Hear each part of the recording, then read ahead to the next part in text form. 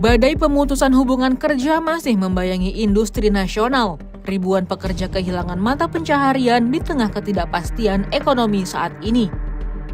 Di luar persoalan pesangon, ketidakjelasan jaminan sosial dan pengabaian hak ketenagakerjaan kian memperpanjang daftar persoalan.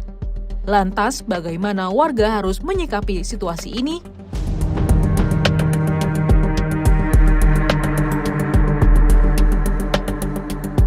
Kementerian Ketenagakerjaan mencatat lonjakan signifikan kasus PHK pada semester 1 2026 mencapai 32.000 orang. Dengan jumlah PHK terbanyak terjadi pada Februari 2026, yaitu sekitar 7.000 orang. Bukan saja di Indonesia, tren PHK juga terjadi di berbagai negara. Banyak negara mampu menyesuaikan diri dan meracik strategi untuk menyelamatkan kapal mereka. Namun, di Indonesia, upaya ini belum membuahkan hasil dan tekanan masih dirasakan di banyak sektor. Di akar rumput, dampak gelombang PHK ini dirasakan langsung oleh warga. Tak hanya soal kehilangan penghasilan harian, persoalan pemenuhan hak-hak normatif pekerja pun naik ke permukaan. Pesangon belum cair, bahkan waktu itu ngejanjiin THR aja kan ternyata enggak gitu. Terus bahkan gaji bulan Maret itu terakhir kita kerja aja itu belum semuanya terrealisasikan. Bapak kapan kena PHK? Tahun 2023. Cair apa enggak, Pak? Belum. Kenapa, Pak? Nah, belum ada. Nggak tahu. Nggak tahu ya, Pak ya. Dampak waktu kena layoff saat itu sangat berat. Tidak adanya informasi mengenai pemberian tunjangan atau kompensasi. Butuh waktu untuk bernegosiasi dengan perusahaan sehingga mereka akhirnya mau memberikan hak kami untuk mendapatkan tunjangan atau kompensasi layoff, dan itu butuh waktu sekitar 2 minggu untuk kita mendapatkan hak kita.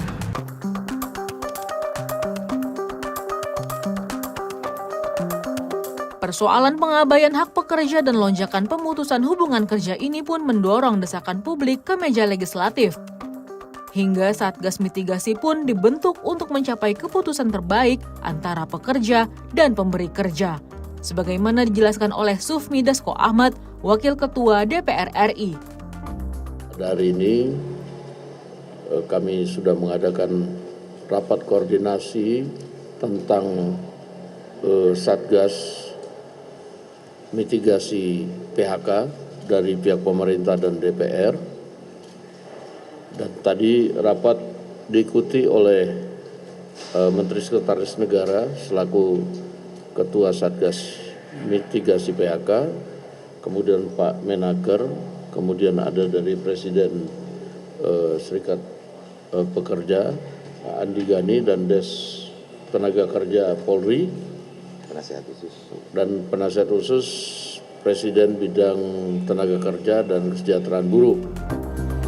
Menanggapi persoalan ini, fungsi pengawasan dan respon konkret dari kursi parlemen sangat diharapkan. Karena selain Satgas, Undang-Undang Ketenagakerjaan pun harus direalisasikan, seperti dijelaskan oleh Zainul Munasihin dari Komisi 9 DPR RI. Ya, sebetulnya kan sektor tenaga kerja itu sektor hilir ya, Mbak ya. Sektor hulunya itu kan iklim usaha sebetulnya. Jadi kuncinya itu kalau kita bicara tenaga kerja, kita harus melihat iklim usaha kita seperti apa. Nah, hari ini sebetulnya kalau kita bicara iklim usaha kita di Indonesia itu memang sedang mengalami tantangan luar biasa. Terutama dinamika global ya faktornya. Ya, salah satunya yang kita tahu lah perang antara Amerika Serikat, Israel melawan Iran itu kan memberikan tekanan yang luar biasa bagi ekonomi kita, termasuk terhadap dolar dan segala macam. Ini berpengaruh terhadap iklim usaha kita. Artinya investasi menjadi terhambat itu ya. Kemudian potensi kita untuk bisa mengembangkan usaha-usaha yang berbasis kemandirian, wirausaha juga mengalami tekanan karena kita pasarnya menjadi tertekan juga gitu.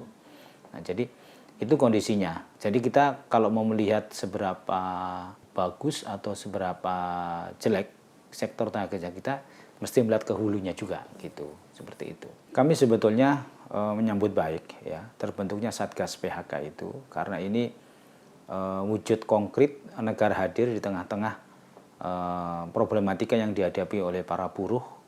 Satgas PHK ini mengambil 2 peran penting. Yang pertama adalah melakukan mitigasi untuk pencegahan, ya kan.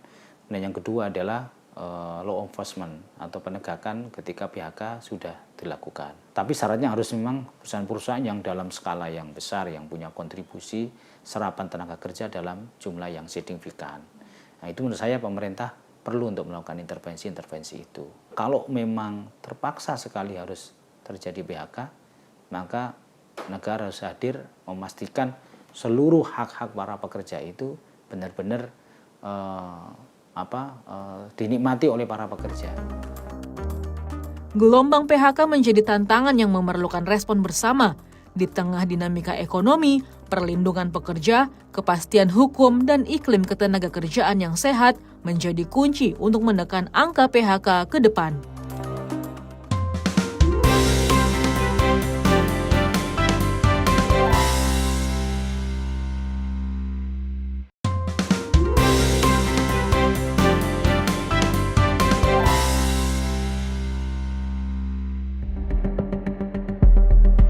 Menuntut hak pesangon hanyalah pertolongan pertama pada dampak PHK. Tanpa intervensi kebijakan yang presisi, efisiensi tenaga kerja akan terus menjadi jalan pintas industri saat menghadapi tekanan ekonomi. PHK bukan sekedar dinamika pasar, melainkan pertanda rapuhnya sistem perlindungan tenaga kerja.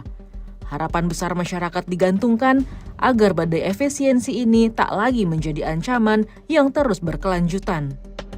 Jadi harapan aku sendiri sih dari pemerintah adalah pemerintah dapat memberikan kepastian hukum gitu atas hak para pekerja melalui Undang-Undang Ketenagakerjaan. Dan aku berharap juga pemerintah itu dapat fokus gitu pada pengembangan SDM para pekerja itu sendiri. Dan bagi para perusahaan juga aku berharap perusahaan dapat mengedepankan tanggung jawab sosialnya atas hak para pekerja kayak gitu. Kalau dari aku sendiri harapannya agar PHK tidak terus meningkat atau berlanjut adalah dari pemerintah sendiri itu bisa menciptakan iklim ekonomi yang iklim usaha juga yang lebih stabil gitu, terlebih dari banyaknya perusahaan yang melakukan PHK karena ketidakstabilan ekonomi dan juga biaya operasional yang tinggi. Agar gelombang PHK ini segera mereda, karena itu adalah harapan dari seluruh masyarakat itu sendiri.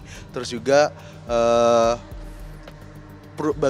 bagi perusahaan itu untuk bisa mengambil keputusan yang secara matang, karena ini bisa menjadi aset negara nantinya para pekerja ini, dan juga bisa menjaga flow dari ekonomi yang akan mendatang. Memasuki tahap pembenahan, DPR RI mendorong penguatan kebijakan ketenagakerjaan agar mampu melindungi pekerja sekaligus memperluas kesempatan kerja. Bagaimana arah kebijakan tersebut?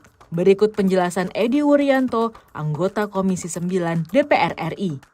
Mana yang punya risiko sehingga pemerintah bisa melakukan intervensi, mencegah jangan sampai perusahaan itu pilot. Yang kedua, dalam jangka pendek, kalau PHK nggak bisa dihindari, Satgas PHK ini harus memastikan hak-hak pekerja itu jangan sampai terabaikan seperti kasus Ritek. Apa itu? Pertama, kompensasi PHK. Di situ ada pesangon, di situ ada uang penghargaan masa kerja. Yang kedua, soal jaminan sosial, jaminan pensiun kalau ada, jaminan hari tua yang mereka telah dibayarkan oleh mereka jangan sampai terabaikan. Dari DPR kembali menegaskan langkah pencegahan PHK dan perlindungan tenaga kerja akan diperkuat melalui pembaharuan Undang-Undang Tenaga Kerja seperti yang disampaikan oleh Zainul Munasihin. Ya, saya kira salah satu upaya kita untuk mencarikan titik temu yang positif antara pekerja dan juga pengusaha itu adalah dengan membuat regulasi. Hari ini kami di Komisi 9 sedang running pembahasan revisi Undang-Undang Tenaga Kerja. Kita berharap melalui RUU Tenaga Kerja yang baru ini ya kita dapatkan solusi yang terbaik untuk keberlanjutan iklim usaha kita, para pengusaha, dan juga ada proteksi yang memadai untuk kesejahteraan para pekerja kita. Namun, menekan angka PHK memerlukan langkah yang lebih menyeluruh. Menurut pakar hukum ketenagakerjaan Aloysius Uwiono, persoalan ini perlu dilihat dari berbagai sisi. Pengusaha dan serikat pekerja perlu mengevaluasi apakah PHK memang merupakan langkah yang tepat atau terdapat alternatif lain. Nah, jangka panjangnya adalah perusahaan melakukan perencanaan kebutuhan tenaga kerja atau workforce planning. PHK harus didasarkan pada analisis kebutuhan tenaga kerja yang akurat, bukan semata-mata target pengurangan tenaga kerja, pengurangan biaya. Kemudian peningkatan produktivitas. Investasi pada teknologi harus disertai peningkatan kompetensi pekerja, bukan hanya pengurangan jumlah pekerja. Dan ketiga adalah sistem fleksibilitas.